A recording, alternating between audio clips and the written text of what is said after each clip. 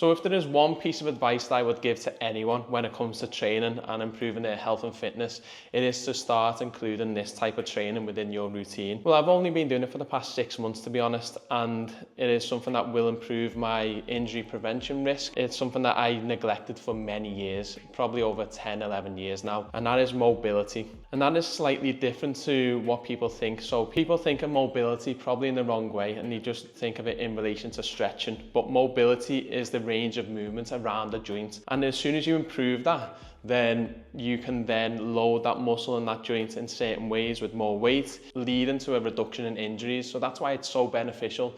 But the one reason I think as to why I definitely didn't do it, and I think why a lot of people don't do it in general, is because you don't really see anything aesthetic from it. Me doing certain stretches and movement positions, you don't really see the benefits of that until you either one, progress in terms of years, or two, when it comes to using stuff functionally and outside of a normal weightlifting environment, because you don't need that much functionality or mobility to do a bench press, pretty much standard, or use any machines. So what I'm going to do today is to show you how I lack a lot of mobility, but a lot of things that I try and do on a weekly basis. I try and aim for 2 to 3 times a week, and I do about 10 minutes at the moment. I will go through a few of the routines that I go through and then try and implement it as much as you can in your routine. So if you can, try and buy some yoga blocks. If you don't, then try and get like a towel or something that pads your knees or allows you to raise your hips anyway. But the first one that I'm going to do is something I didn't do a long time ago.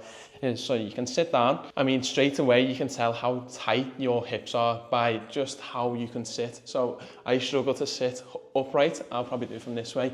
So if I was to sit normally, that's how I would relax. That's me in a relaxed state. But ideally, I need to go like that, which means I need to push my hips down.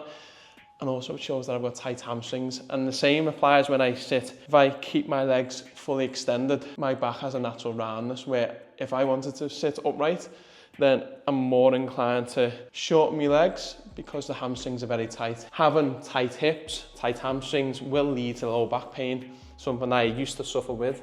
And when it comes to lifting, especially when it comes to squats, you are loading the lower back a lot more than normal. So the first way to improve your hip mobility is sit cross-legged, and then we are going to walk out in front of us until you feel a bit. Try and keep your back straight on this as much as you can. You move out until you feel a stretch within the hips. So like I'm starting to feel that there, more on the side where your leg is in front. So with me, my left leg is in front, the left hip is starting to feel a bit of tension there. I am still feeling it on this side.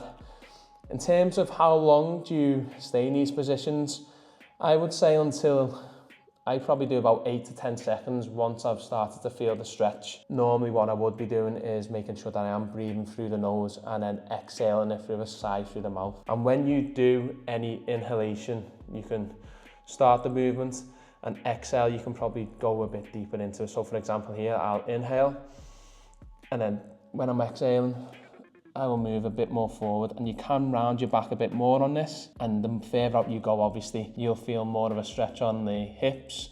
You can use your hands to pull you into a position a bit. Do the exact same thing on the other side, because you've got to maintain balance. Look, see, right leg's in front, feel more of a stretch here. So that's a good one. For some people, they may struggle, so you can put, like I said, put a towel or a yoga block. It aligns your hips so that you can sit up straighter with a lot more ease. I also feel like a lot of people who have office jobs tend to have like a weaker mid to upper back. So we are more likely to allow our chest to drop down when ideally we should be contracting it, lifting it up. Now this movement was the one that really caused me to actually think about including mobility a bit more within my routine. So I do a lot of cycling on the spin bike.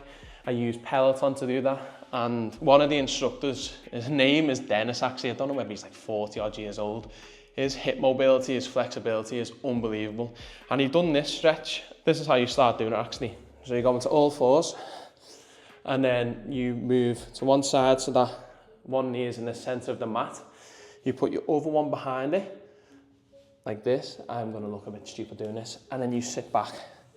Right, now, ideally, this knee should be stacked over there. And even when I am pulling my legs, look at the difference. I mean, the stretch on my hips, by the way. This one and the one that's on the bottom is intense. Again, I'd hold for about 8 to 10 seconds if I was to do this as a full routine. But ideally, they should be stacked on top of each other, so you can see straight away how tight my hips are. I'm obviously going to do the other side to obviously make sure I am balancing it. So go to the opposite side, put my other knee behind the knee and go back. Oh my, wow. I am so inflexible. Look at that. There is a good foot difference between where it should and shouldn't be. You can see how tight my hips are. Obviously that could be due to stress. I think it's more down to, for me, definitely stress, and also the fact that I am not using these muscles in the right way.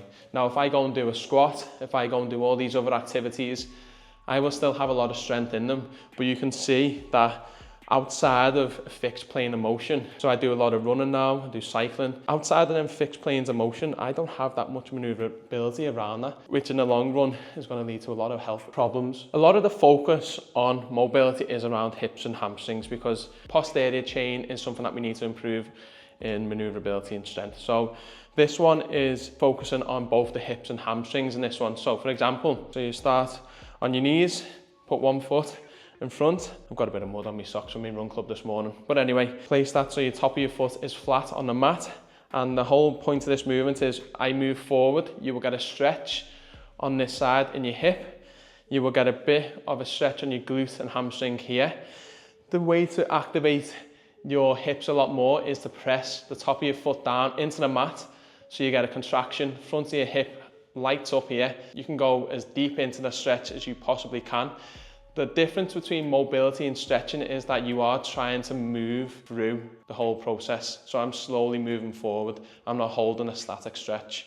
And then you can come off and then you can go straight back into it.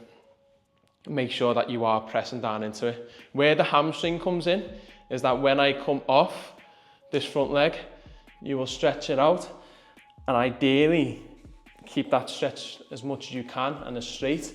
And you are trying to have a straight back. So these are where yoga blocks come in. So I can put them on a high setting there. When I go back, my back is straight and I'm getting a full stretch here now. I'm getting a bit of a stretch on the front of the quad. And I just keep going backwards and forwards doing that. So go all the way forward, planting it down.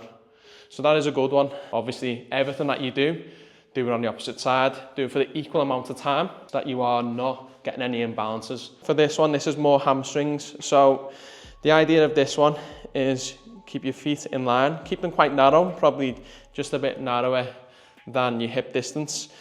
Go down and put your hands underneath your toes and you will bend your knees. So at this point, you are not feeling the stretch within the hamstring. And the whole point is that you will eventually press back and fully stretch your hamstring by straightening your legs all the way out.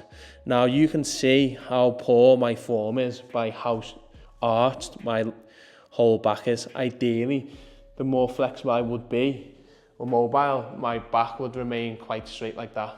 But obviously to maintain that, I'm still feeling the stretch there, but they are not fully stretched like that. So yeah, you can do this a few times. So you can just keep bending your knees to reduce the tension, relax it, and then fully stretch out. Ways that you can improve this, because there's always progressive overload in all these stretches and mobility exercises, is one, you increase the amount of time under tension, or you can increase that range of tension. So by putting your hands there, you've got a greater stretch. Putting your hands flat, which I cannot do. It's a very good one for your hamstrings. So this one again is for your hips, and it sort of helps with balance, because that's another thing that we try and improve is your amount of balance, range of motion, everything together. So with this one, you bring one foot up, you hold it and squeeze it into your chest as much as you can.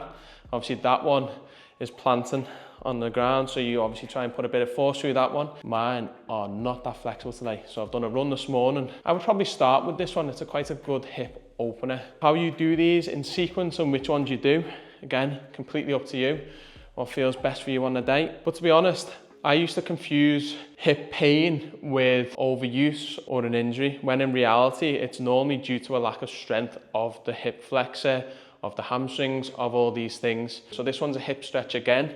I think it's called like a pigeon pose, I believe. So in this one, I'm gonna take me right, and you're going to take a give or take on a 45-degree angle. And you will get a stretch on whatever leg you have put on that 45-degree angle. With your back leg, you are literally keeping it so the top of your foot is pressed straight against the mat, so you're not tucking your toes, you are putting it flat on the ground. So 45, all that from the knee to the top of your foot is all on the floor, on the mat, go onto your forearms, and the whole point is you try and keep a straight alignment through your spine all the way down to your lower body. And the more that you can stretch out and the more that you can sit into this hip, you will feel a massive stretch. Obviously you can make it harder by going onto your forearms, but with me, as you can always see, I've got a rounding of the back. That is the one thing about mobility that is different to a lot of other ways that you train. We're obviously taught to go through the pain barrier. With mobility, I would go up to it. I would never really progress past it. And to be honest, my hamstring, so I done a high rocks workout yesterday for the first time, and it was quite grueling. I don't train like that. I didn't really warm up as well as I should have. And I think I've got a bit of a hamstring strain, to be honest, which is ironic because I don't normally get injured, but proves that if my flexibility, mobility would have been improved, then I probably would have reduced that risk of injury. So yeah, that's a good one. A lot of these exercises of mobility are all to do with hips.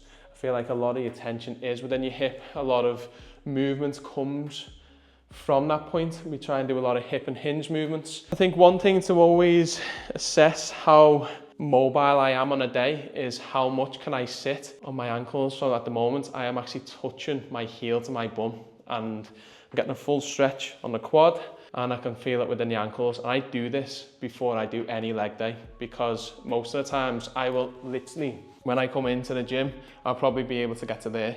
Whereas now you can fully see I am sitting on them.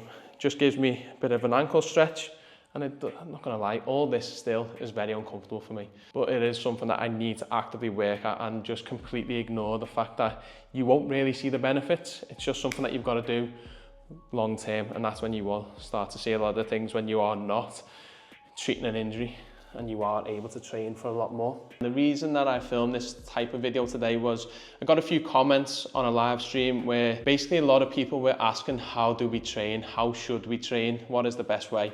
And I always go on about aerobic activity. I always go on about strength training, and I do always bring in mobility and flexibility, but one, there's not many things out there for a lot of people on how to do it, unless you are a part of like a paid app community. So we are a part of Peloton, but you've got Pliability, you've got a few other platforms that are charging for these things.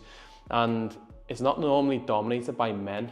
And I feel like there's obviously a stigma with men doing such type of a training because it's obviously not historically known to be manly. But after seeing all of the evidence around mobility training, it doesn't have to just be within a study, it's anecdotally as well. When you're watching all these women who are still competing because they've got a greater range of motion, it's just something that we should be doing as men as well. So that's why if you do some of the things that I've done today, I'm not saying do it every day because I don't. It's something I need to do every day, and for merely 10 minutes, you can get a lot of benefit from doing this on a long-term basis. And I think that's the biggest take-home message, is that maybe just do even one of these exercises once a day, especially if you've got an office job, because you are more prone to sit like this, contracting hip flexors, you're overstretching the lower back, you are loading the body and the skeleton in ways that we shouldn't really be doing. Obviously now, sitting here, I've automatically slumped my upper body, when in reality I should be completely like this. There's just so many things that we just don't do, and I think they've probably got a greater health benefit than all the other things that I advocate for.